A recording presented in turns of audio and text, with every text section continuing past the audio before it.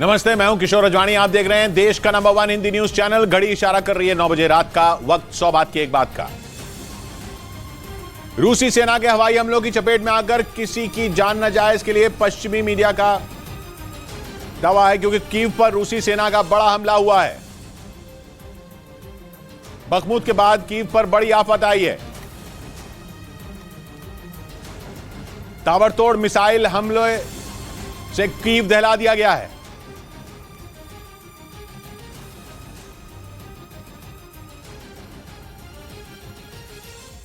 रूसी सेना का हवाई हमलों की चपेट में आकर किसी की जान न जाए। पश्चिमी मीडिया का दावा है कि पिछले कई दिनों से रूस लगातार कीव को निशाना बना रहा है। इसी वजह से उसने कीव पर मिसाइलों की बारिश कर दी, जिससे वहां दहशत मच गई।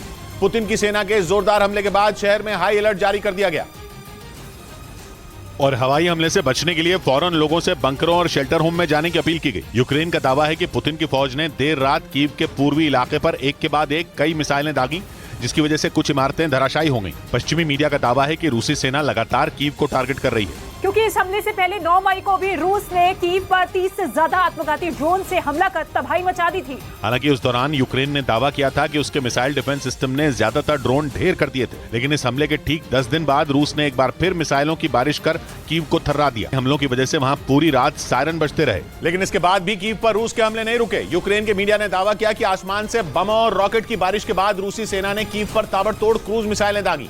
और तो और कीव पर रूस ने अपने खतरनाक Tu-160 बॉम्बर से भी हमला बोला और दावा किया गया कि ये मिसाइलें रूस ने कैस्पियन सागर से सीधा कीव को निशाना बनाकर दागी, जिसमें Tu-95MS बॉमर और Tu-160 बॉमर का भारी तादाद में इस्तेमाल किया गया।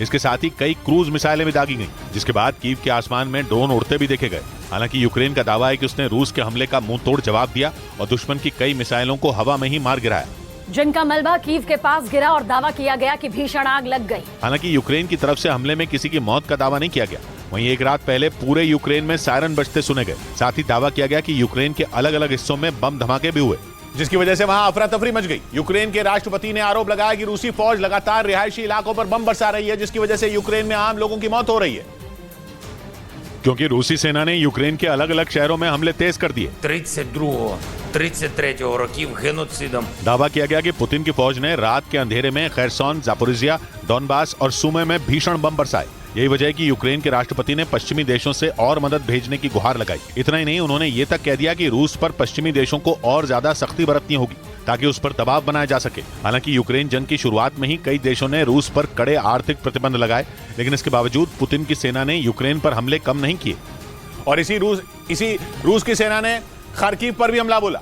यूक्रेन के मीडिया ने दावा किया कि खार्किव के 20 से ज्यादा इलाकों पर रूस की सेना ने एक दिन में ताबड़तोड़ मिसाइलें बरसाई। और यूक्रेन के मीडिया के मुताबिक रूसी सेना ने रिहायशी इलाकों को चुन चुन कर निशाना बनाया। बताया गया कि पुतिन की फौज ने मिसाइलों के साथ साथ ड्रोन और लड़ाकू विमानों से भी हमले किए। खबर के मुताबिक रूस के हमलों में एक जंगल में आग भी लग गई। हालांकि दावा है कि खार्किव में रूस के हमलों में किसी की जान नहीं गई। यूक्रेन के दूसरे सबसे बड़े शहर खार्किव को अपनी मुट्ठी में करने के लिए रूसी सेना कई महीनों से लड़ रही है, लेकिन इसके बावजूद वो अब तक खार्किव पर कब्जा नहीं कर पाई है। इस बीच रूसी सेना ने यूक्रेन के ओडेसा शहर को बम धमाकों से दहला दिया।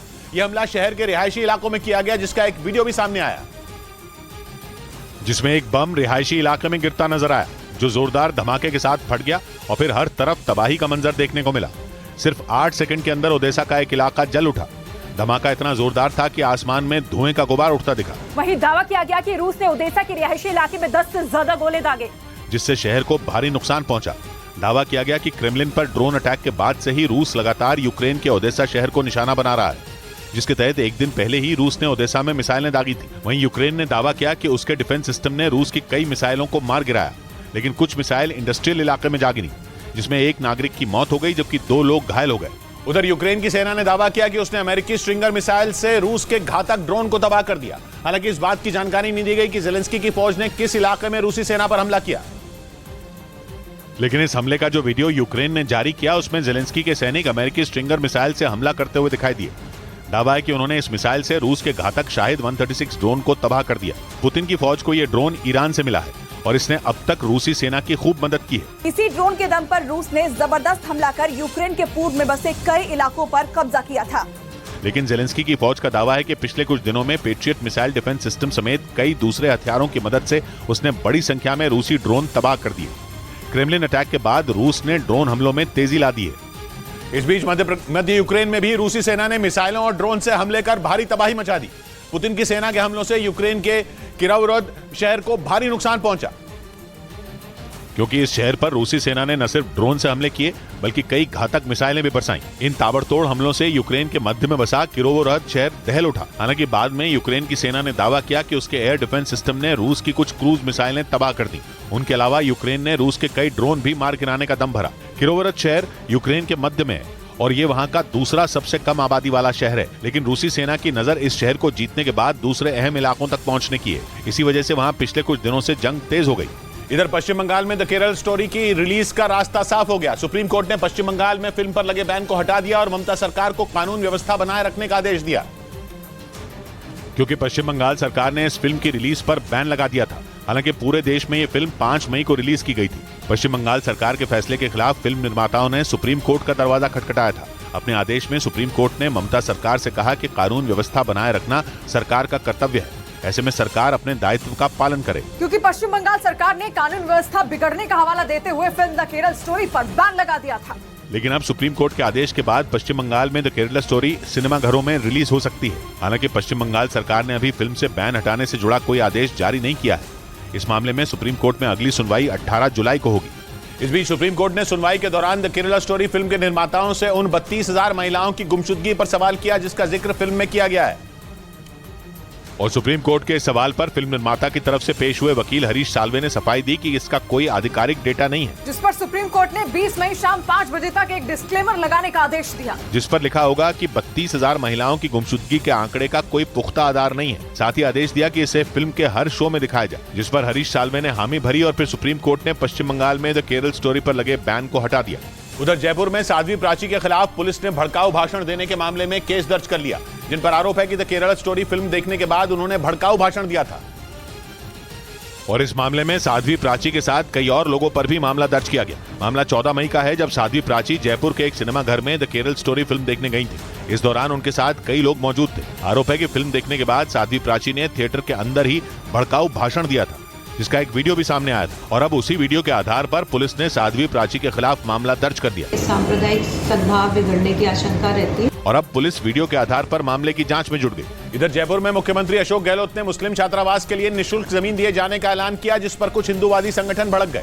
उनका आरोप है कि सरकार ने साल के आखिर में होने वाले चुनावों को देखते हुए हिंदू आबादी के बीच मुस्लिम छात्रावास बनाने के लिए जमीन देने का ऐलान किया, जिसके विरोध में वहां बीजेपी के कार्यकर्ताओं के साथ ही कुछ हिंदूवादी संगठनों ने नारेबाजी की और आंदोलन करने की चेतावनी दी। उन्होंने आरोप लगाया कि हॉस्टल की आड़ में आतंकी गतिविधियों को बढ़ावा दिया जा सकता है। कोई छात्रों के रूप में आतंकवादी आके गतिविधियां करती है तो या पूर्व में पकड़े गए थे ना। यही वजह थी कि लोगों ने गहलोत सरकार से इस फैसले को फौरन रद्द करने की अपील की। इस बीच पुतिन की सेना ने बखमुत में आसमान से घातक मिसाइलों की बारिश कर वहां भयंकर तबाही मचा दी। यूक्रेन की मीडिया का दावा है कि बखमुत के अलग अलग इलाकों को रूसी सेना ने S-300 मिसाइलों से निशाना बनाया और रूस का दावा है कि उसकी मिसाइलों की मार से यूक्रेन की सेना कई इलाकों से भाग खड़ी हुई। पश्चिमी मीडिया के मुताबिक इस बार पुतिन की सेना ने बखमुत के पश्चिमी इलाके पर S-300 मिसाइलों से जोरदार हमला बोला और यूक्रेन के कब्जे वाले इलाकों से जेलेंस्की के सैनिकों को खदेड़ दिया। और तो और वैगनर ग्रुप के मुखिया येवगेनी प्रिगोजिन ने भी ये ऐलान किया कि आने वाले कुछ दिनों में पूरे बखमुत पर रूस का कब्जा हो जाएगा। जबकि कुछ रोज पहले खबर आई थी कि येवगेनी प्रिगोजिन पुतिन से नाराज हैं और उन्होंने हथियारों की कमी का हवाला देकर बखमुत में जंग लड़ने से इनकार कर दिया था। हालांकि बाद में उन्होंने ये ऐलान किया कि वैगनर ग्रुप के लड़ाके रूसी सेना के साथ मिलकर बखमुत में अपना अभियान जारी रखेंगे। उधर वैगनर ग्रुप के मुखिया